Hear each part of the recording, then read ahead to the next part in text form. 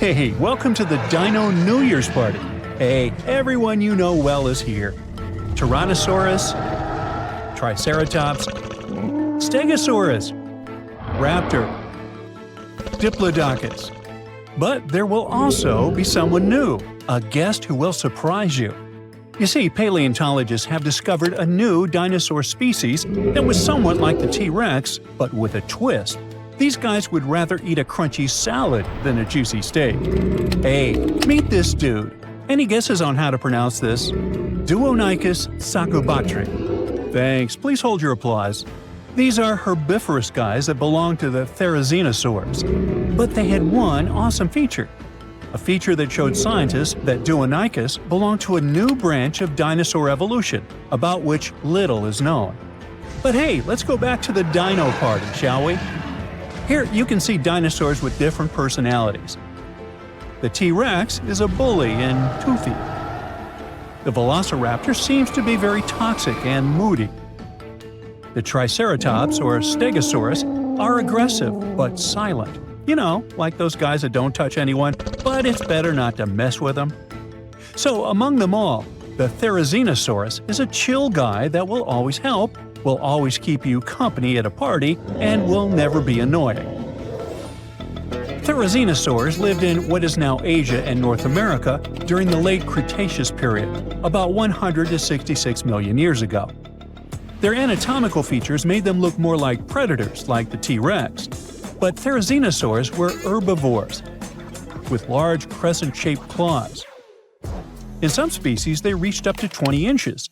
Now imagine how dangerous these monsters would have been had they been carnivorous. But they used their claws to grab tree branches and eat leaves. The Deinocheirus was quite large, just under 10 feet in length. A hippo was about the same size, and their weight was about 600 pounds, which is almost half the size of a horse. Therizinosaurs had a long mouth, a bit like a duck's nose, and long front paws with 3 thumbs. But the Deinocheirus that has been found recently was unique because it only had 2 fingers on each hand. The 2-fingered dinosaur discovery has sparked joy among paleontologists. Okay, 2 fingers instead of 3, whatever, you might think. But it makes a big difference. It shows how dinosaurs evolved. The latest paleontology news reports that the discovery was made in Mongolia. It was the largest preserved claw in history. Its size was about 11 inches, and it had a curved shape. That means it was like a giant banana. The coolest thing was that the claw was covered with keratin. Our nails are made from this material too. Can you imagine? Large lizards that lived tens of millions of years ago had claws with the same composition as our nails. Nature is amazing, isn't it? Do you know this crazy theory that the T-Rex evolved into a chicken and the Velociraptor into an ostrich? There must have been tons of evolutionary changes. But the 2-fingered dinosaur discovery offers us a more understandable and more detailed explanation of how dinosaurs evolved. Therizinosaurs had 3 clawed fingers on each paw, but why did nature get rid of one of them? Scientists believe that it was practical.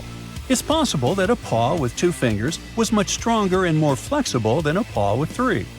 This way, dinosaurs could grab vegetation and branches, like chameleons do. Scientists have also suggested that the 2-fingered long paw helped the dinosaur defend itself, care for its mates, and even play. It's hard to imagine what they could be playing at. Maybe they did high fives or high twos. It would be cool if they had used those paw pliers not only for taking food, but for fighting off predators. And speaking of predators, the T-Rex had a similar front paw structure, but its small paws were useless. It would be cool if the Deinocheirus could box with them or climb trees. Yes, it was an herbivore, but that doesn't mean that other bad dinosaurs could bully it. Let's just think that the Deinocheirus was kind of weak and formidable to the strong. That's why it would be the most welcome guest at the dinosaur party. But the strangest guest at this party would be the Deinocheirus, named Terrible Hands. The case of the Deinocheirus shows how dinosaurs evolved from having 3-fingered paws to being 2-fingered. The Deinocheirus shows that ancient lizards could evolve into a horse or something else. It sounds weird, but let's get to know this guy better. In 1965, the arms, hands, and shoulder girdle of an unknown dinosaur was discovered in the Gobi Desert in Mongolia. When paleontologists put the bones together, they got two long, creepy arms. For many years, those arms remained in the museum without a body. It looked funny and a little scary. Each arm was about 8 feet long. This is more than the tallest basketball players. Paleontologists were trying to find other dinosaur body parts in the Gobi Desert, but their attempts were unsuccessful. The Deinocheirus became one of the most famous mysteries in paleontology. How big was the owner of such arms? What did it eat? How did it live? This remained unknown until 2014. According to the latest paleontology news about this lizard, a group of scientists from the Korea Institute of Geoscience and Mineral Resources has discovered other well-preserved remains of the Deinocheirus. With their help, paleontologists have managed to recreate the lizard's appearance. And that breakthrough has turned out to be much cooler than the two-fingered dinosaur discovery. Are you ready? The Deinocheirus was colossal, rather slow, with a horse-like head and a spine that formed something like a hump. It looks super weird, even for a science fiction movie. This new dinosaur species belonged to Ornithomimosauria, an ostrich-like species, agile and fast-moving. But not the Deinocheirus. Instead of speed and agility, the dinosaur had a large size. It was 36 feet long and weighed 13,200 pounds, which is almost the weight of an adult elephant and the length of half a metro wagon. Despite its size, the Deinocheirus was quite harmless. Its long muzzle looked like that of a duck or a horse. It also had no teeth. So, for tyrannosaurs and other predatory giants, it was an easy lunch. And this is not just a guess. Scientists found bite marks on the discovered skeletons of this dinosaur. It seems this poor big dude met some really bad and hungry guys. But what was lunch to this strange lizard itself? It ate almost everything: soft plants, algae, small vertebrates, and fish. It sucked food from the bottom of lakes and rivers with its beak and tongue and swallowed stones to help grind the food. Those stones crushed the pieces of food and thus helped the stomach to digest stuff more easily. The dinosaur used its terrible hands to dig and pick up food from trees and the ground. But the strangest part of its body was its back and tail. The bones at the end of its tail were joined into a single structure called a pygostyle. This thing supports the feathers of modern birds. Now, it's possible that the Deinocheirus waved its tail like a fan, and its back had thick bone spikes that stuck up from its spine. Considering that those bones were covered with skin, the whole strange skeleton structure looked like a sail. You know how dinosaurs evolved to have such a strange shape, and probably ask yourself, hey, what's the point? Well, scientists believe that the ligaments coming out of the spine help support the dinosaur's heavy belly and legs. To better understand how that could work, imagine cable-stayed bridges. Long vertical beams have many cables that hold the roadway. Similar, the Deinocheirus spikes and ligaments help to hold the dinosaur's weight. Now, back at our dino party, it would be a shy, tall dude who accidentally drops a drinking glass and makes you feel awkward. It's lonely. It dreams of finding friends. And it will surely find them. A diplodocus would make a great buddy. A herbivorous dinosaur with 2 fingers that looks like a predator and a horse-like giant with 2 long arms show us how diverse dinosaur evolution can be. T-Rex, Velociraptor, Diplodocus, and others are the superstars of the ancient world. It would be cool if paleontologists could discover new dinosaur species that would remove the old guard from their pedestal of fame. Would you like to see a movie starring the Deinocheirus and the Deinocheirus? Hey, I would. In the near future, humans extract ancient DNA from a long-extinct creature. They patch up the missing pieces with genes from a modern-day animal. Then, in a high-tech lab, they bring the species back to life. Sounds familiar? Well, yes, that's actually the plot of the original Jurassic Park. But the thing is, we're now living in the timeline where researchers are doing exactly that. Although this time, the star of the show isn't a raptor or a T-Rex. Believe it or not, scientists at Colossal Biosciences want to bring back the giant moa. Think of it as an ostrich, only twice as tall and way bulkier. It was a massive flightless bird that went extinct almost 600 years ago. The moa once roamed the forests of New Zealand, towering up to 12 feet tall with its neck stretched. This makes it the tallest bird to ever walk the planet. It weighed almost 500 pounds, but funny enough, that doesn't make it the heaviest bird that ever lived.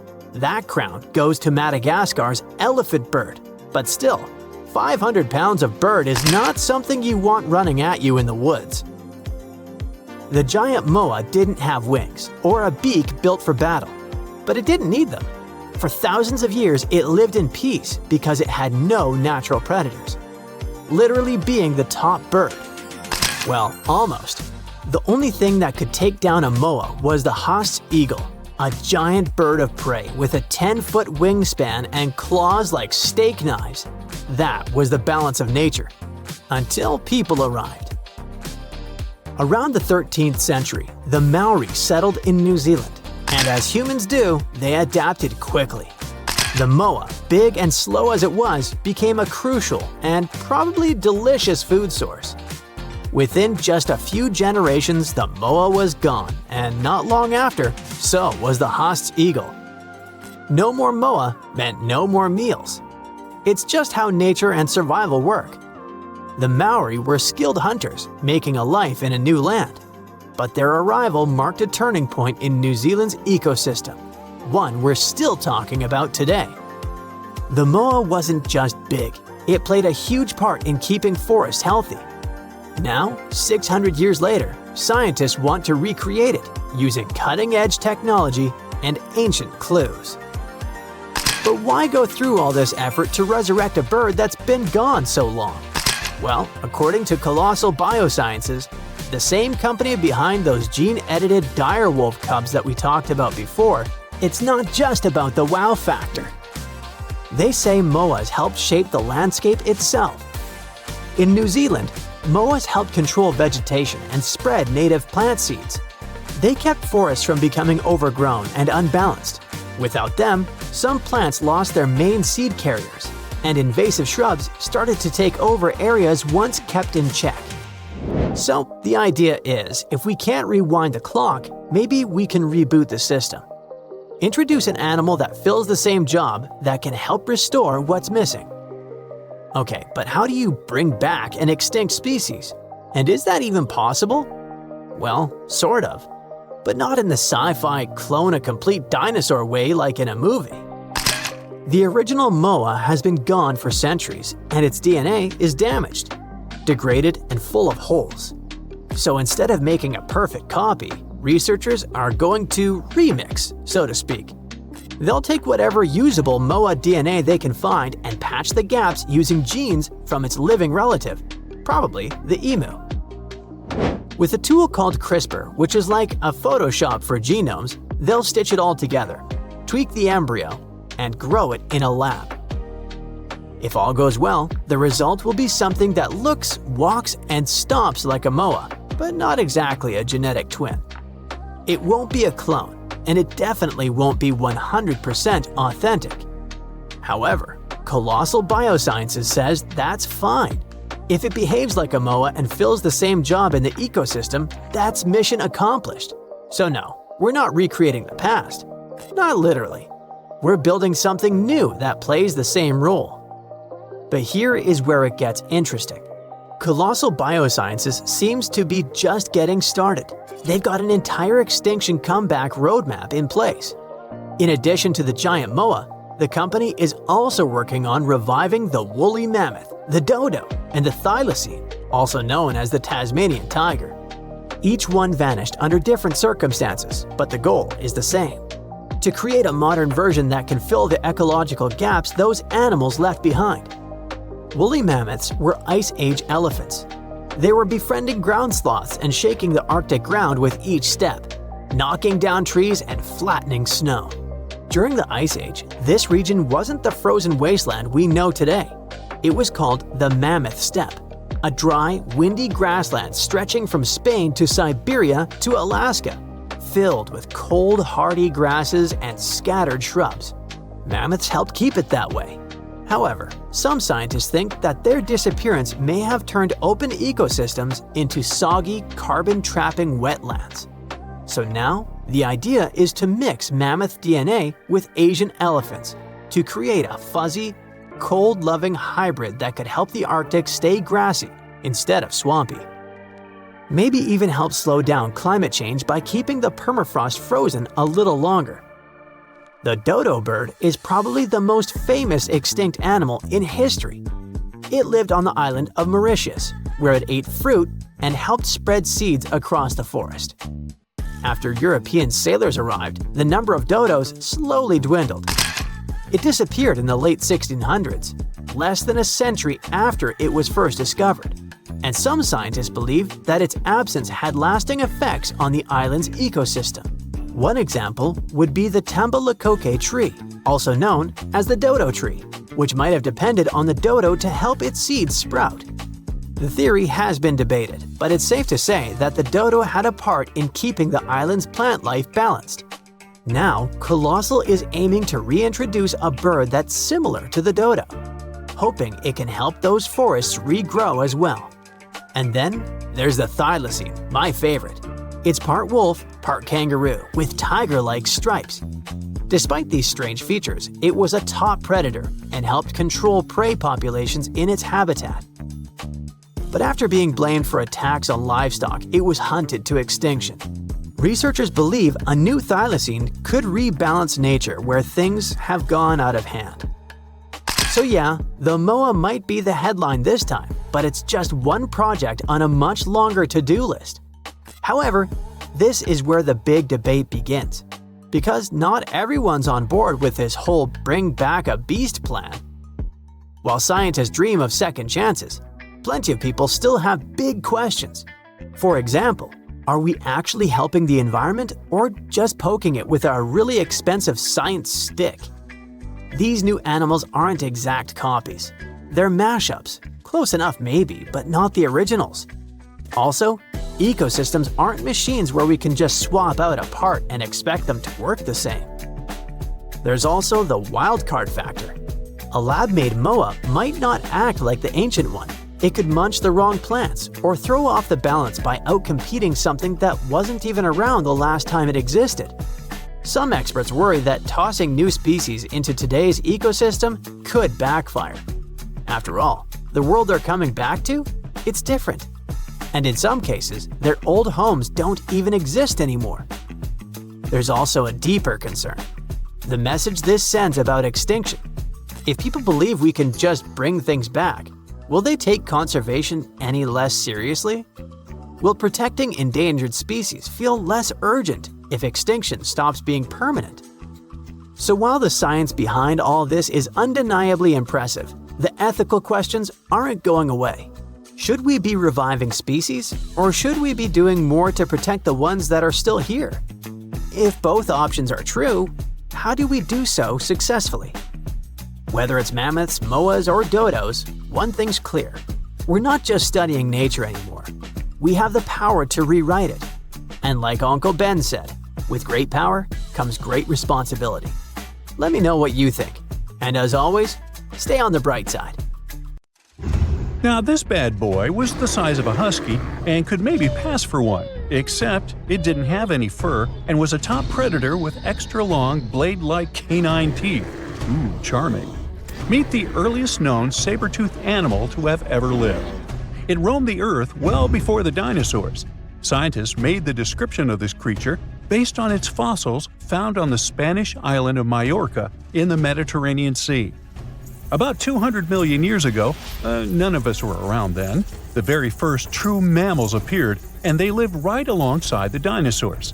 But if we trace the family tree of mammals even further back, we'll find an ancient group called theropsids. They didn't look like mammals we have today, but they had some key features that would eventually help define mammals.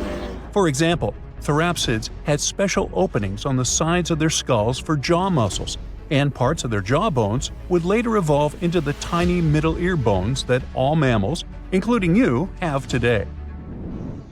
So, the new discovery is what might be the oldest known therapsid fossil.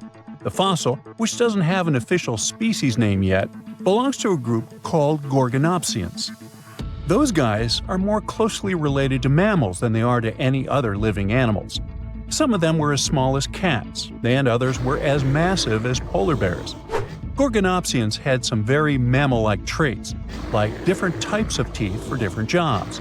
But unlike mammals, these ancient predators kept replacing their teeth, even their giant saber-like canines, over and over during their lives. Hey, that would be handy. Until now, the oldest Gorgonopsian fossils we knew about were around 265 million years old. But this new fossil is even older, dating back between 270 and 280 million years. The find was super detailed and complete, including its sharp knife-like fangs, part of its jaw, pieces of its spine, ribs, tailbones, and toe bones, plus most of one of its back legs.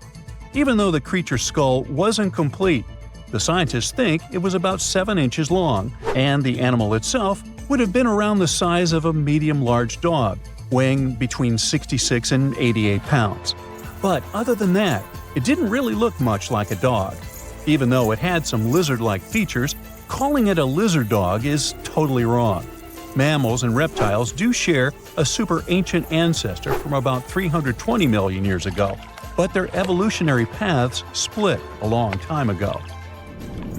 When the newly found creature was alive, the island of Majorca was right in the middle of the gigantic supercontinent Pangaea. Back then, this area went through super wet and super dry seasons. Scientists have always wondered if major moments in mammal history happened in tropical places like this, but we just didn't have the right fossils to prove it. Now, with the discovery of the oldest known Gorgonopsian in Majorca, the missing pieces of the puzzle are coming together. It looks like some huge steps in mammal evolution could have happened in low-latitude environments we haven't explored much yet. The so-called gap in the fossil record might just be because paleontologists weren't looking in the right spots. Our hero of the day wasn't the only cool guy rocking the planet before dinos settled in. Over 500 million years ago, the weirdest predators to have ever existed ruled the oceans. The name is a bit tricky to pronounce, so I'm not going to. Okay, it's Deinocheirus, but it just literally means unusual shrimp. This creature looked nothing like anything alive today. Scientists think it was the first true apex predator, the orca of its time. Deinocheirus was massive for its era, as it grew up to 3 feet from its sharp grabbing arms to the tips of its tail fins. For a while, everyone thought trilobites were its go-to meal, but new research shows it wasn't strong enough to crack open trilobite armor. So instead, it was a speedy, agile hunter with awesome vision, and it often picked off soft-body animals that zipped through the open water. Now, another really cool creature from pre-dino times is a fish that could walk on land. Tiktaalik lived in marshy rivers that looked a lot like today's Amazon rainforest. It could grow up to 9 feet long, and it found its prey in rivers and inlets like a modern-day freshwater crocodile. It had a flexible neck and even some early versions of lungs, and thanks to them, it could survive both in water and out of it. Why fish like Tiktaalik started moving toward land about 395 million years ago is still a bit of a mystery. Around that time, the ancient supercontinent called Gondwana was drifting closer to the land that would become North America. This slow movement created lots of shallow, swampy habitats, which were perfect places for crocodile-like animals to thrive. Plus, these areas were near the equator, so they were warm and tropical. But there wasn't a lot of food waiting for them on land, so maybe they moved there for safety reasons. There were fewer predators and better spots to lay eggs there compared to the water. Creatures first adapted to living in open water, then shallow water, then marshes and river edges, and only after a long, slow transition did they finally step fully onto land. Now, how about a millipede the size of a small car and weighing as much as a large dog? This beauty lived over 300 million years ago in what is now England. Back then, during the Carboniferous period, Earth's atmosphere had way more oxygen, over 26%, compared to today's 21%. Scientists used to think the high oxygen levels were the only reason these creatures could get so big. But back then, they found a new fossil from a time when oxygen wasn't that much higher than today. They discovered it purely by accident, when a boulder split just right and revealed one of the most complete and largest giant millipede specimens ever. This one could have lived not just in swampy areas, but also in open woodlands filled with tasty seeds, nuts, and maybe even small animals. There's a chance that this beast wasn't a slow, plant-munching crawler, but a predator that would snap up whatever it could find. After dominating the Earth for about 45 million years, the giant millipedes eventually vanished. Probably the reptiles pushed them out, clearing the way for the age of the dinosaurs. Now, in case you ever wondered what would happen if you crossed a polar bear with the saber-tooth cat, here's the answer. This guy ruled the southern ecosystems after migrating 7,000 miles across the supercontinent Pangaea around 252 million years ago. It had a tough skin like a rhino's and massive canines, perfect for tearing away huge chunks of meat, and it was an excellent runner. Once it got to its new home in what is now South Africa, it replaced a whole group of local predators. But its glory didn't last long, as closer to the end of the Permian period, massive volcanic eruptions made the weather patterns change and wiped out about 90% of all species. And because top predators are usually big, slow to grow, and not super common, they often vanish among the first when massive extinction events hit. And that's how our guy here went extinct. Our final creature of the day was a dragonfly that lived around 300 million years ago and had a wingspan of over 2 feet, 6 long, spiny legs, and huge, bulging eyes. Deinocheirus. This 4-winged giant is most likely the largest flying insect that ever lived, and it easily outsizes today's dragonflies, which are its distant relatives. Like modern dragonflies, Deinocheirus like to hang out in open areas near ponds and slow-moving streams. But unlike today's dragonflies, it wasn't just catching tiny bugs. This guy was likely the top predator in these open spaces. It used the spines on its legs like a flying trap to snatch prey out of the air, including other flying insects, small amphibians, and even lizard-like creatures. Scientists found the first fossils of Deinocheirus in 1880 in the coal-rich rocks in France.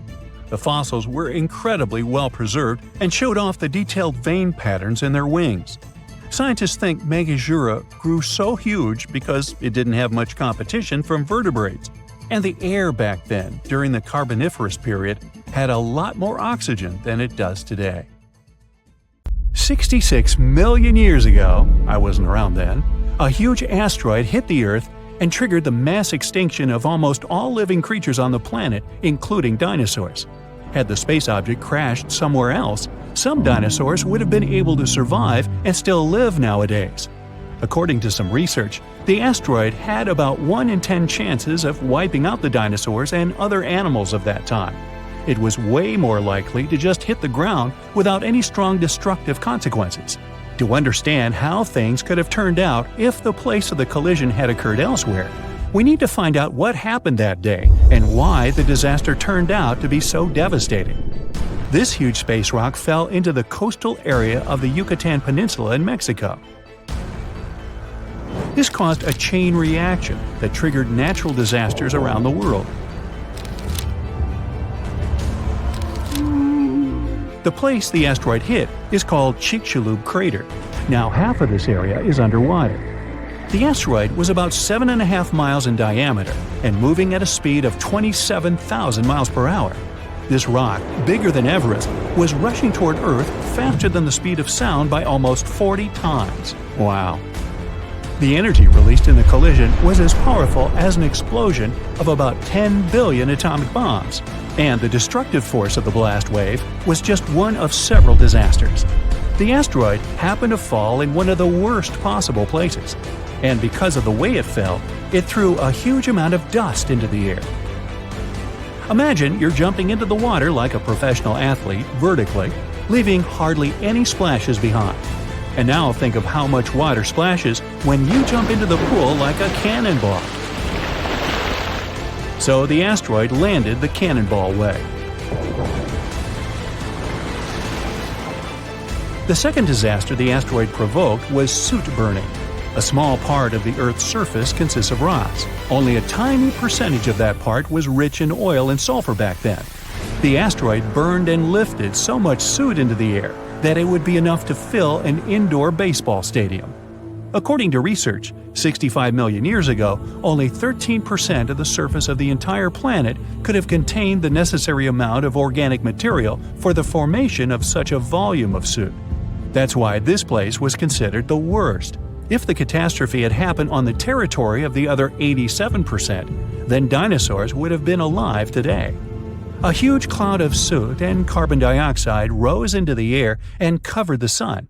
The soot turned the sky gray and partially blocked sunlight. This led to a quick drop in temperatures almost all over the planet. It seemed like Earth was inside a gray veil. Many plants and animals couldn't survive the cold snap. Trees began to wither because of the lack of sun. The photosynthesis process was disrupted. The cold and withering of trees led to another catastrophe: global famine. Herbivores couldn't survive because they lost almost all of their food. Plants, flowers, and trees didn't manage to get through the catastrophe. These destructions spread far beyond the asteroid impact site. Hot dust particles, asteroid chunks, and small pieces of rocks settled to the ground across the continent and caused large-scale forest fires. Burning trees threw even more soot into the air, which made the situation even worse. The huge asteroid brought heavy metals with an increased level of toxicity from space. The melting of these substances during the collision provoked firestorms. The asteroid didn't only hit continental land but also water, which triggered a huge tsunami.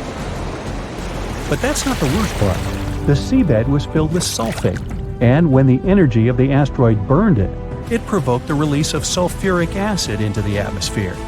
The acid cloud mixed with a cloud of soot and began to spread throughout the sky. Hot rock particles were falling to the ground like fire rain. An acid rain started because of sulfur.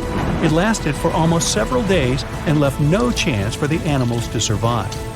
Acid rain made the water in rivers, lakes, and seas poisoned. The acid destroyed anything that couldn't burn. A part of the clouds went to wreck the land, and the other part, the ocean. This made the situation even worse, as sulfur droplets wiped out a huge amount of seaweed and phytoplankton. The ocean generates almost half of all oxygen reserves on our planet. Those days, the sea creatures living in its upper parts were destroyed. It wasn't the blast wave, but lack of sun, acid, darkness, and cold that became the main reasons for the extinction of dinosaurs. But even when some lizards escaped from fires and sulfur, they met the sea element. The asteroid impact caused large-scale tsunamis across the planet. The very first wave was around 1 mile in height. That's almost 3 times higher than the Empire State Building. Billions of gallons of water were moving at 90 miles per hour. A wave this strong could easily destroy half of New York today. The meteorite created a series of waves 52 feet high. Massive walls of water the size of 5-story buildings collapsed on the shore and demolished everything in their path. Lack of sunlight, temperature drop, acid and fire rains, reduced oxygen production, forest fires, giant tsunamis, and the explosive wave with the power of 1 billion atomic bombs, all this reduced the biological diversity of Earth by 75%. Yeah, that'll change your climate for sure. Giant asteroids used to hit Earth before, but they never caused such disasters all over the planet. What if this asteroid had fallen into another place, say a forest, far from water and mountainous terrain? This would have caused severe fires. A huge black cloud of ash would have risen into the sky and obscured the sun, but it would have unlikely generated acid or fire rains. Most of the species of the planet could have survived this catastrophe. What if the meteorite had fallen somewhere among the ice and snow? This would have provoked a rapid increase in temperature across the planet. Huge tsunamis would have sunk big tracts of land. However, ash and sulfur dioxide wouldn't have filled the sky.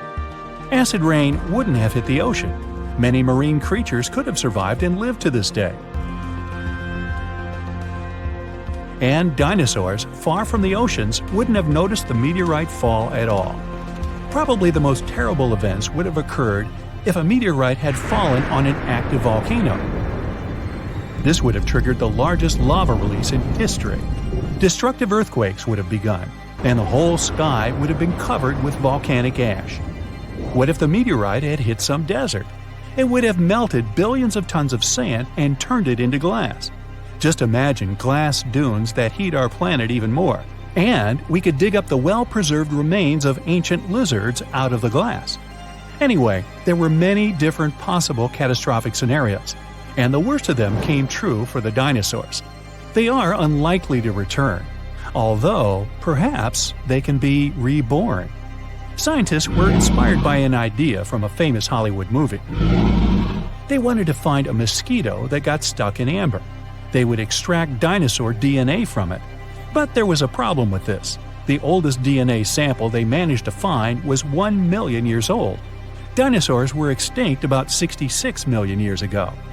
Besides, DNA is a very fragile thing.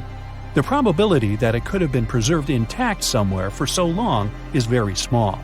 So, instead of searching for this ancient dinosaur DNA, scientists decided to take DNA from the closest ancestors of these lizards, birds.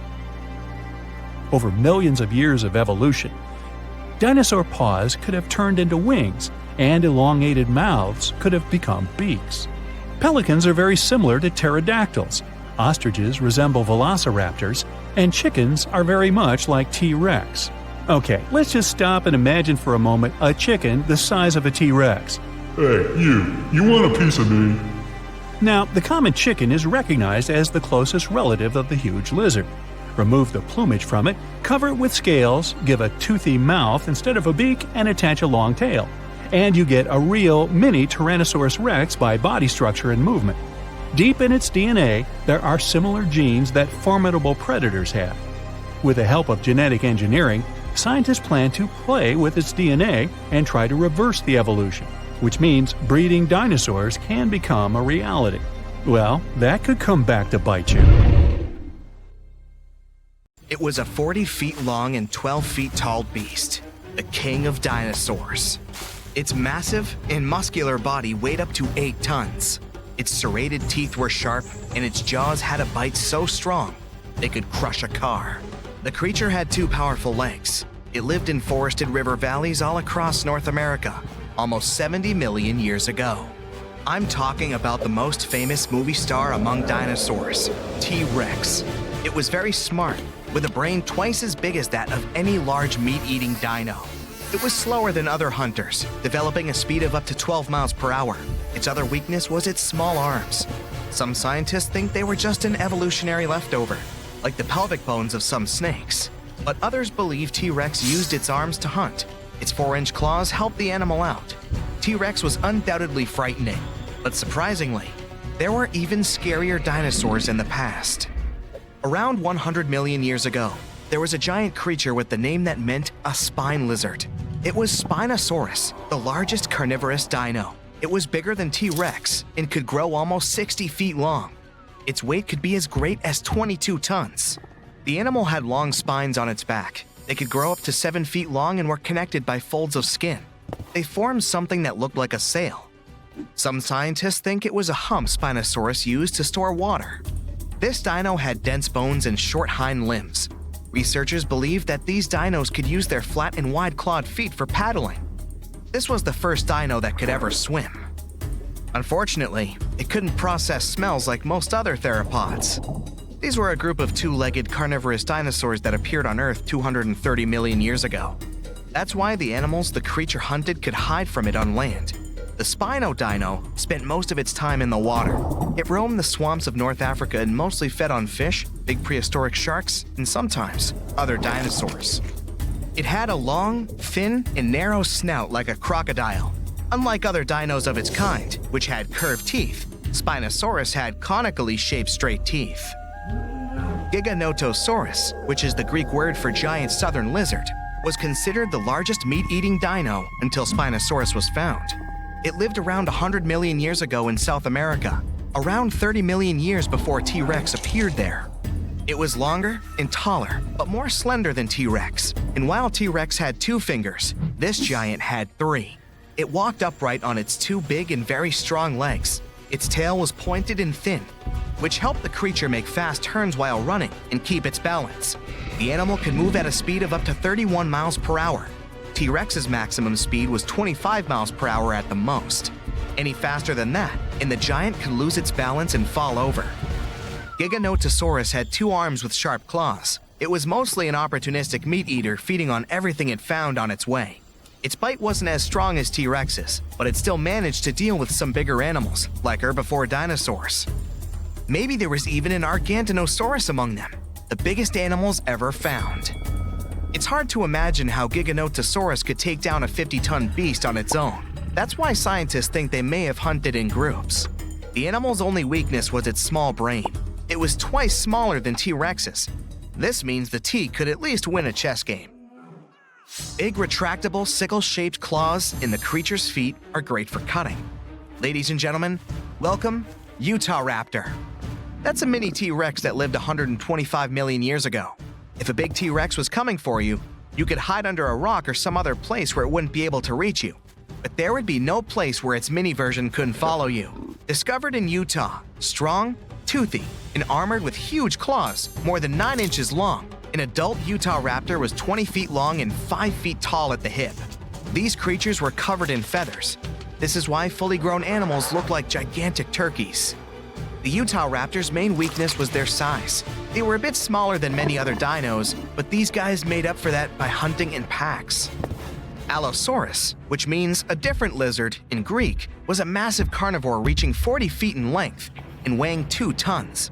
It roamed the Earth around 150 million years ago. Similar to T-Rex, this dino had strong back legs and a large snout. Its mouth was full of sharp teeth. The animal easily lost them when eating, but they usually grew back. Allosaurus was already fully grown by the age of 15, and its lifespan was around 28 years. The creature had a short neck and a long, narrow skull, disproportionately big compared to the rest of its body. This dino also had a pair of horns above its eyes and ridges along the top of its nasal bones leading to those horns. Allosaurus chased big herbivore dinosaurs. When several Allosauruses gathered in a group, they could take down even such colossal creatures as Apatosaurus. But scientists still doubt if they could cooperate, because these dinos were generally not too friendly toward one another. Some of the animal's bones had an hourglass shape, which made them lighter and reduced their strength. They were similar to the hollow bones modern birds have. Another weakness of this dino was its bite. It was less powerful than that of some modern animals, like lions, alligators, or leopards. Scientists think Allosaurus may have used its skull as a hatchet. The Resurrecting was one of the freakiest dinos out there. It lived 100 to 60 million years ago. It had a very small head and bizarre feet with 4 toes, unlike their ancestors that had 3. Its body was covered with feathers. This weirdo had the longest claws scientists have ever recorded. They were 3 feet long each. These claws were curved and sharp. The dino used them to collect plants for lunch. Scientists are still not sure if this creature was a herbivore or carnivore, or both. The dino had a long neck. There were no teeth in its upper jaw. Its wrist bones were like the ones modern birds have. The Resurrecting might have evolved from a meat-eating to plant-eating animal throughout time. Unfortunately, in comparison with meat-eaters, herbivore dinosaurs were much weaker, and still, those claws could make its enemies think twice. High-spined lizard, or a Acrocanthosaurus, lived 110 million years ago. It was 2 feet shorter than T-Rex but had a similar body structure. Like T-Rex's, these creatures often went after bigger and more challenging animals. For example, with those backbones so hard, it seemed as if they were carrying a giant turtle shell, like Ankylosaur. The high-spined lizard was very territorial. It had a brain shaped like the letter S and an excellent sense of smell. What made a Acrocanthosaurus vulnerable was its small arms. And still, the creature used them to hunt other animals surprisingly well. The dino pulled its catch close to its torso, which was like a hug you wouldn't be able to escape from. Diplodocus lived 150 million years ago. The 90-foot-long creature was possibly the longest dinosaur ever. Its tail, which could reach 46 feet in length, was the longest tail of any animal ever. And its neck was more than 20 feet long. The underside of the dino's tail had 2 rows of bones, which made the creature even stronger and more mobile. Diplodocus didn't look scary, long-necked, gentle, peacefully munching on plants, until it used its tail like a whip, making even the scariest meat eaters back away. This tail was the center of the dino's mass, which was why Diplodocus could move very quickly. Scientists first thought, this is a lizard-like animal, but its posture was more like that of an elephant. Plus, Diplodocus had nasal openings on its forehead. The dino's weakness was its small teeth and weak force bite. Quetzalcoatlus was the biggest flying animal ever. It lived 70 million years ago and controlled the skies of North America. It was a toothy, pin-headed creature with a blunt snout. It was as tall as a giraffe and weighed 550 pounds. Quetzalcoatlus had a small torso and long neck and legs. Its wings were short compared to the rest of its body, but still long enough to stretch for 40 feet. Scientists think this animal could fly at a speed of up to 80 miles per hour and travel 400 miles in a day. This dino was weaker than, let's say, T-Rex or most other carnivores of that time, but it had powerful muscles, which helped the animal rise into the air in the blink of an eye. They ruled the planet for over 170 million years and then disappeared. History says it was a huge city-sized asteroid that came from space and hit the land of the Yucatan Peninsula around 66 million years ago. It caused terrible environmental changes, debris in the air blocking the sunlight so the plants couldn't survive. Temperatures on Earth's surface plunged. The animals were struggling to survive until they finally went extinct. At least, that's something many paleontologists believe happened. Now, they found out dinosaurs were about to go extinct even before the asteroid. Their diversity started to go down 10 million years before the asteroid. Older, long-living species didn't evolve enough to adapt to all changes in the environment, such as higher sea levels, massive volcanic activity, cooler periods. Dinosaurs preferred a warm climate because it helped them to keep a stable body temperature. Dinosaurs lived on all 7 continents, even in Antarctica. That's because it wasn't all ice back then. Around 90 million years ago, Antarctica was a swampy rainforest with a warm, pleasant climate. It was even in a different location, only 560 miles from the then South Pole. That was the time of the warmest climate on our planet. The sea level was 560 feet higher than today, and the tropical sea surface could reach temperatures up to 95 degrees. Antarctica still had something like polar night, months without sunlight, but the climate around the South Pole was mild and temperate, with no ice masses. Dinosaurs didn't shed their skin in one long piece like today's reptiles do. Scientists believe they shed it in small pieces, had something like dinosaur fur. There was a dinosaur, Pagomastax, that looked like a cross between a porcupine and a parrot. It had 1-inch long jaws and ate plants. It had a short beak and self-sharpening long teeth. They were like scissors this small dinosaur used to slice up plants. Our modern lion has a mighty bite, but a big and scary T-Rex bites more than 2 times stronger. The king of the dinosaurs has the strongest bite amongst all land animals, 3.5 times stronger than today's record holder, the Australian saltwater crocodile. It also had the longest teeth, almost 10 inches long, the length of an iPad. Most modern animals are either warm-blooded or cold-blooded. Dinosaurs were somewhere in between. Scientists think they mainly were mesotherms, which means the activity of their muscles could warm their bodies, but their body temperature could fluctuate too. Many dinosaurs, such as Triceratops and Stegosaurus, had spikes, plates, horns, crests, or other bizarre structures on their bodies. In the beginning, scientists thought that's for things like defense. They had neither sharp teeth nor hooked claws on the toes to hunt. But soon, they expanded the theory. It was probably a way to impress their mates and identify members of their kind. One species, namely Pachycephalosaurus, even had a funky bone hat on top of its head. Scary, tall as buildings, massive. That's what we saw in the movies, but dinosaurs mainly were human-sized or even smaller. Bigger bones were easy to be fossilized, so that's why we mostly find gigantic species. Eoraptor, or dawn stealer, was the first named dinosaur. Small and toothy, like me, it got its name because it comes from the dawn of the dinosaur age, the size of a German shepherd, but probably not that friendly. arched back, sharp bony plates, curved tail. Ankylosaurus were some sort of giant, muck-spikier dinosaur version of an armadillo. Its weak spot was a soft underbelly, but meat-eating dinos that were after this one had to flip that guy first to get there. Still, it was really tough because of their impressive gear. Scientists believe they even had bony eyelids. Some dinos ate meat, others plants, and some of them could nibble even on pebbles. One dinosaur, called Gallimimus, couldn't physically chew all those plants it ate, so it would ingest pebbles to mash up the food. Gallimimus looked like some weird alien mix of dinosaur and bird. But it couldn't dribble a basketball because its wrists weren't capable of keeping the palms parallel to the floor, and they had no three-point shot. The largest dinos were plant eaters. Meat eaters, or so-called theropods, were mostly smaller. One reason is that plant-eating dinosaurs were very greedy. They would devour enormous amounts of food, sometimes even swallowing the entire branches without chewing. Some of the biggest could eat a ton of food every day, like a bus-sized pile. There were also more plant-eating dinosaurs than the other ones. Scientists are still not sure if meat-eating dinosaurs were able to coordinate themselves in hunting groups. They were probably unfriendly towards each other, especially when it comes to sharing prey. Fossils and the shape of delicate bones in the eye tell dinosaurs mostly roamed around during the day. Scientists think only smaller meat-eating dinos, like Velociraptor, were active during the night. They were after those small mammals snuffling around and trying to find food while big dinosaurs were asleep, or that's what they thought. Those small mammals were usually burrowing animals that survived both dinosaur reign and ice age hiding underground.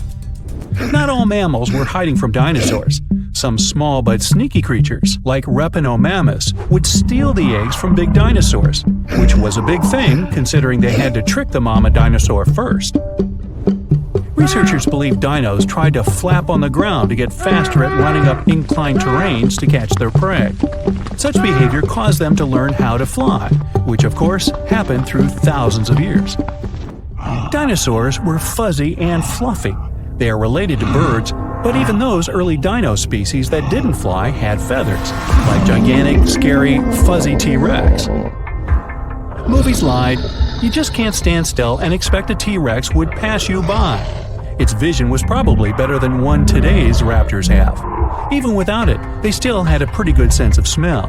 Running could help it though. Scientists calculate T-Rex could probably run at 12 miles per hour. It would shatter its bones at a greater speed. Some dinos had tails more than 45 feet long. Tails helped them to keep their balance when running, especially those that walked on two legs. Velociraptors were not like raptors we see on the screen, but more like some sort of prehistoric chickens. Small, a little bit bigger than a turkey, 2 feet in height, probably had feathers, hollow bones just like birds, mostly loners. But they were probably among the smartest dinos. Their brain was big compared to their bodies. They were as intelligent as today's ostriches. The name Velociraptor means speedy thief. Stegosaurs had a pretty big body, spiky plates, and a tiny brain, the size of a walnut or lime. But at least it had its own air conditioner. Researchers found out its spikes were filled with veins that transferred blood and developed a theory that they were cooling its giant body that way. Dimorphodon was the flying reptile with a wingspan of 8 feet and multi-purpose teeth. Teeth in the upper jaw were longer, sharper, and better for catching food from the water. The teeth in the bottom jaw were better for holding the game in transit. One of the first potential dinosaur discoveries was in China 3,500 years ago. No one knew about dinosaurs then, so people thought teeth they found could belong to dragons. The Hadrosaurus was a duck-billed dino with more than 1,000 teeth. When they would fall off, it could grow new ones indefinitely.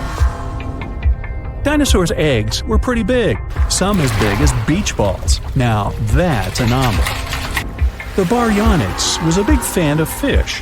Its name means a heavy claw, and it got it because of big extended claws that were pretty sharp and made up the thumb of each hand. When catching fish, they used the claws like spears. Mosasaurus, also popular in movies, was not quite the dinosaur but a marine lizard, closely related to monitor lizards and snakes. Like a snake, it had jaws that could expand when swallowing the food. These creatures were speedy. They had a tail fin and flipper-like paddles instead of arms and legs.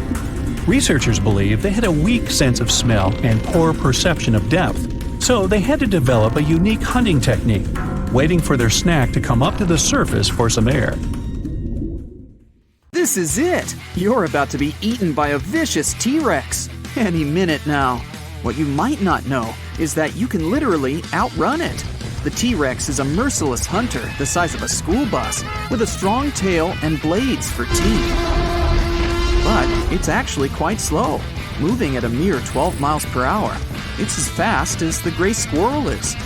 You're zigzagging through the forest. The terrifying creature seems to be still miles away. But then, it bursts through the jungle and is suddenly right behind you. Okay, now you can panic. The T-Rex may be a slowpoke, but its lungs are larger than yours. It means the critter could run plenty of marathons. Luckily, you reach a cave and hide inside, waiting for the dino to get bored. Oh wait, never mind. It's just broken through the rock and is back at it again. Will you make it out of this? We'll find out soon enough. A velociraptor can reach a speed of around 25 miles per hour, which means it's slightly faster than a brown bear. Putting these two head-to-head would be interesting. They're off! The velociraptor cuts through the air like a knife through butter, but the big fluff ball is galloping right behind the dino. This may be the only time we'd ever see such a race. Look, the bear is gaining on the competitor. Watch out, raptor. There are some bushes in front of them. The raptor just leaps over them and continues the race, while the bear barges straight through the bushes and stops for some yummy berries. When it's done, the raptor is long gone. Many of these dinos can be compared to modern-day chickens and ostriches in terms of speed and movement.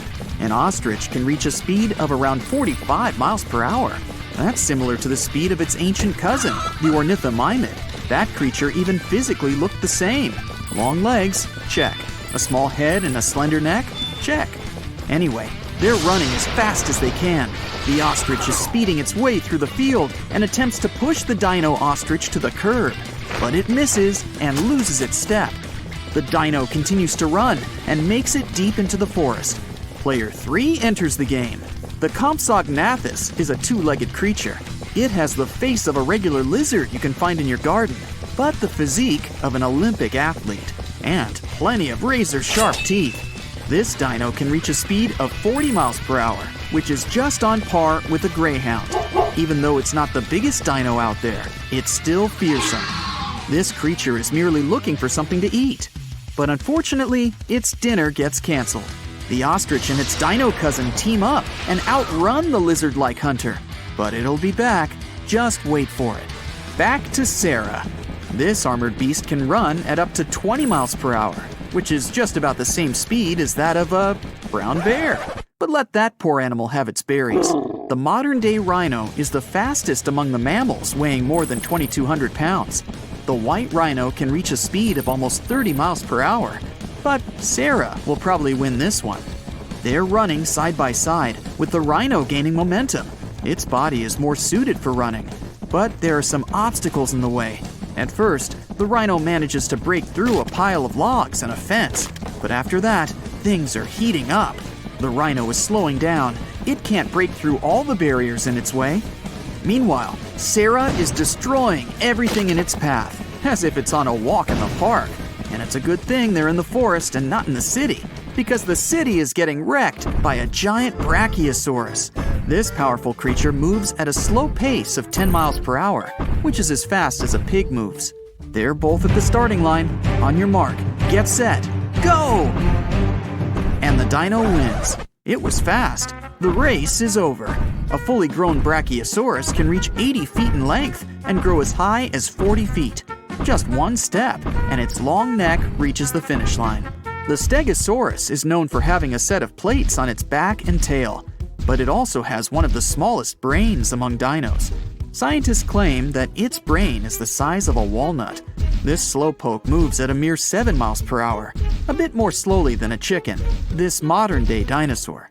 The chicken is off to a good start. It manages to run past all the obstacles, and the Stegosaurus still hasn't figured out that it's taking part in a race. Now the chicken is just pecking the ground behind the finish line. Let's add something to make this race more interesting. There we go. The T-Rex is back and chasing the chicken and the Stegosaurus. This time, they're running for their lives. The T-Rex may be faster than them, but chasing a chicken is no easy feat. And good luck trying to take down a fully grown Stegi. They're running through the field, and the T-Rex is slowly but surely gaining on them. You're still hiding, watching the race. But suddenly, the T-Rex sees you and starts the chase. Round 2. You're running through the forest, trying to hide, but the big dino is catching up. Luckily, the Stegosaurus gets in the way and distracts the hunter. You make it out safely once again. The Dilophosaurus may be more of a bird than a lizard, but it's still quite scary. It's half the size of a T-Rex. It's best known for having 2 large crests running from its nostrils all the way to the back of its head. The black mamba is one of the most venomous snakes in Africa. It can grow up to 14 feet in length and slither at a speed of 13 to 20 miles per hour. Both creatures have almost the same speed, but one of them doesn't have arms or legs. They're both going as fast as they can, but it's hard to tell which one is winning. The dino can sprint fast, but the snake isn't that far behind. But in the end, it's the dino that takes the gold. The largest pterosaur ever is soaring above them. It's the... well, there's no way I'm saying its name out loud. Yeah, I mean that dinosaur. It has a wingspan of 35 feet and can fly at an incredible speed of more than 70 miles per hour. And when it glides, it can reach a speed of around 60 miles per hour. The California condor is a weird-looking bird of prey with an impressive wingspan of 10 feet. It can move as fast as the dino, and it can also rise up to 15,000 feet in the air. The largest flying bird in North America easily catches up with the dino. Both animals have great eyesight. That's why they can see other animals and dinosaurs racing far below them. They both swoop down, trying to catch the chicken, but almost become the T-Rex's meal themselves. The condor lands on the Brachiosaurus's head. The gray squirrel joins it. The pig is hiding under the dino's belly, trying not to draw attention to itself. Too late.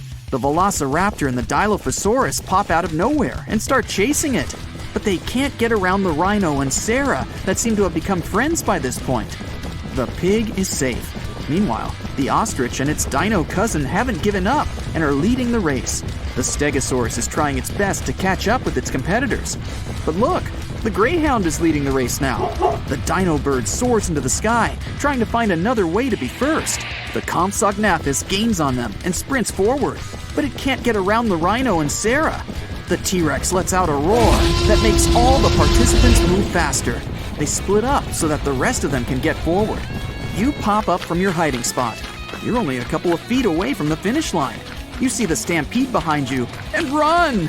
Humans can run at a speed of 25 miles per hour, but since you're running for your life, it feels as if you're moving at the speed of light. Good job! You've just won the race. But the animals behind your back are still running. Yeah, maybe you shouldn't stop either. Will someone tell that bear there are no more berries ahead? Baby T-Rex was adorable. There, I said it. Hard to imagine those 2 words in the same sentence, but come on. Even Big Bad T-Rex didn't pop out of its shell all big, scary, and fully grown. In its first few months on Earth, Baby T was a cute, fluffy, turkey-sized ball of fuzz. It was kind of like a weird-looking bird coming out of an oversized egg. Not enough food, dangerous surroundings, asteroids, Poor baby T's were so helpless and weak, only about half of them made it to their first birthday party. Scientists think their fuzz was there to keep them warm when they were still small and vulnerable. Plus, it helped them camouflage and stay safe. Baby T's didn't have big, sharp teeth yet, so they mostly munched on smaller reptiles and insects. Baby T's grew up pretty fast. They put on up to 6 pounds a day. Hey, I've done that. No, not really, just felt like it. The weirdest fact about them? When they were little, their arms looked totally normal compared to their bodies. But by the time they were full grown, their parents were super famous. Plastered all over t-shirts, that would be a T-Rex t-shirt, movies, and the greatest Halloween costume ever, in my humble opinion. But the T-Rex we know and love didn't really exist. First of all, speed. They weren't really that fast. In the movies, you could never get away from them, even if the path was clear and you were in a pretty decent car. Early predictions were that T-Rexes could run somewhere between 10 and 30 miles an hour, which is whoa. But recent research shows they could only reach around 12 miles per hour. Anything more than that would have shattered their massive bones. So relax. After a couple months of training, even the most dedicated couch potato could get away from the sharp teeth of this guy. And what about our good friend Stegosaurus? It lived around 150 million years ago, so it didn't even get the chance to meet those cute baby T's. They appeared much later. We all recognize this dinosaur. It's the one with those ridiculous upright plates on its back. They were sometimes up to 3 feet tall. You could hide behind one. Scientists still don't really know why they had them, but they think Stegosaurus could have regulated blood flow through them, like a massive bony thermostat. They also believe these dinos could use the same system to control their skin color, depending on whether they wanted to look good or look scary. Sounds impressive, right? Well, at least something about them does, because this poor thing had a brain that weighed just a tiny bit more than a tennis ball and was around the size of a walnut. That's a dog's brain in a hippo's body. Troodon was one of the most brainy dinosaurs. A great all-around fella, excellent hunter, stereoscopic vision, 6 feet long, and a brain that just won't quit. What a catch! Troodon's remains were one of the first dinosaur discoveries in North America.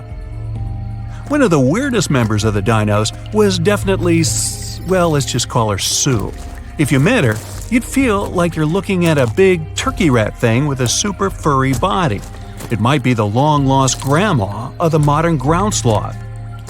Its buddy, Pegamastax, definitely wasn't far behind when it comes to racking up the weirdo points.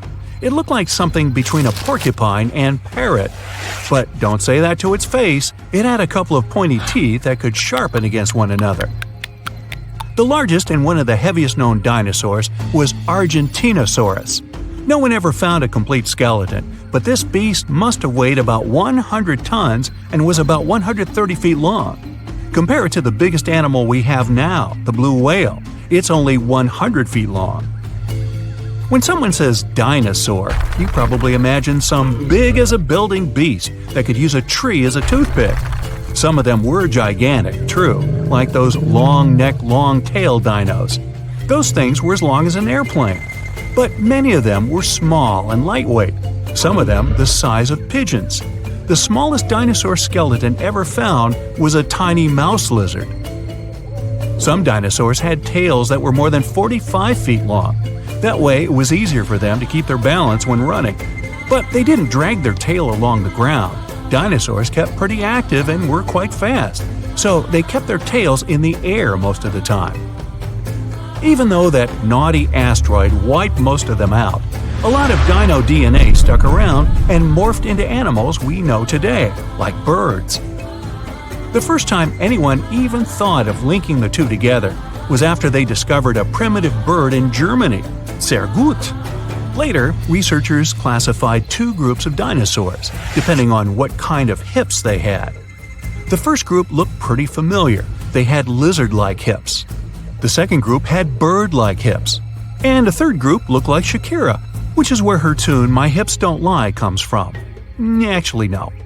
Also, plenty of old-school carnivores had bones filled with air, which is something birds have too.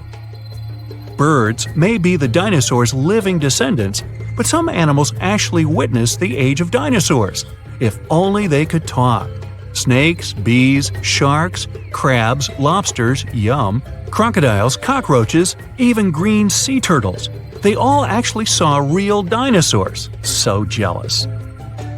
Carnivore dinos mostly walked on 2 feet. That way they could be faster and have their hands free to grab a little snackosaurus. Plant eaters walked on 4 feet so they could carry their heavy bodies. Some of the bigger plant eaters needed around a ton of food per day, literally. Imagine animals so big they had to eat a house-sized pile of veggies on a daily basis. Still, a huge bush a day keeps the doctor away. Is that where that started? There are around 700 known species of extinct dinosaurs. Sounds like a lot, but we probably haven't discovered them all.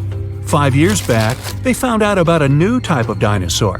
It had these stubby horns right above its eyes, which looked so much like the comic book character. They named it Hellboy. Hop on the bright side of life together with our brand new tees, hoodies, and more. Click the link to pick your choice. In the 90s, scientists discovered a crater in Mexico's Yucatan Peninsula. You know the story. Around 66 million years ago, a meteor the size of Mount Everest hit our planet and filled the atmosphere with dust, gas, and debris that caused a serious climate catastrophe.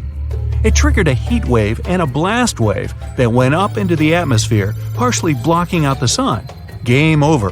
Thanks for playing, dinosaurs. The age of humans never crossed over with the dinosaur era. Dinosaurs disappeared more than 60 million years ago, but they existed on Earth for 160 million years.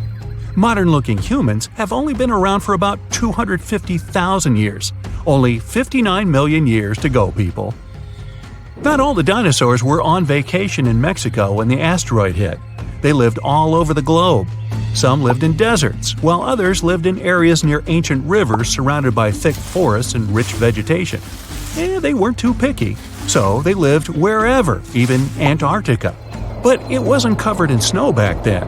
Both poles had forests growing on them. Most people imagine all dinosaurs to be grayish-green because of the movies. Plus, we usually just think of them as giant lizards. Scientists still don't know much about dinosaur skin tones, but researchers recently found some evidence that dinosaurs totally embraced the rainbow. One little guy had white and orange rings on its tail. Dinosaur is Greek for terrible lizard. Scientists used to think dinosaurs were mostly cold-blooded like snakes, lizards, or other reptiles. Turns out they were wrong, maybe. Some evidence pointed to them being warm-blooded like mammals. Somewhere in 2014, scientists discovered that most dinosaurs were mesotherms, a little of this, a little of that. And it turned out many of them had feathers, just like little baby teeth. It helped them regulate their body temperature. Another thing we got from the movies and totally thought was real, what dinosaurs sound like. Producers usually mix together a bunch of animal noises to get that authentic dino roar. T-Rex is usually a mix of alligator, tiger, and the squealing of a baby elephant. And that dreaded T-Rex breath? It was just the sound of air going through a whale's blowhole. This day isn't different than any other. Well, not yet anyway. You crawl out of bed, your hair's a mess, a huge yawn stretching your jaws. 5 more minutes and you could be late. So, no time to waste. You blast through your morning routines, skip breakfast, throw on your jacket, and hurriedly close the door.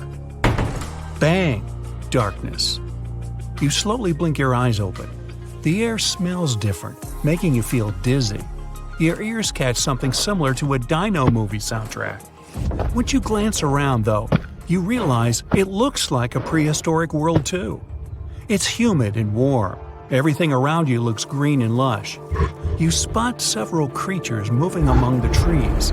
Some of them have bills that make them look like overgrown ducks. Others have horns. That's when your brain kicks in. Those are dinosaurs. So you have indeed somehow moved all the way back to prehistoric times. Right after the realization hits, you feel something tickling your arm. With a feeling of dread, you sneak a peek. What is this creature comfortably nestled on your sleeve? What you notice first is that it's tiny, way smaller than your cat. It's likely napping on your pillow back at home in the moment. Picture a hummingbird, the smallest bird on Earth. The creature on your sleeve is even smaller than that.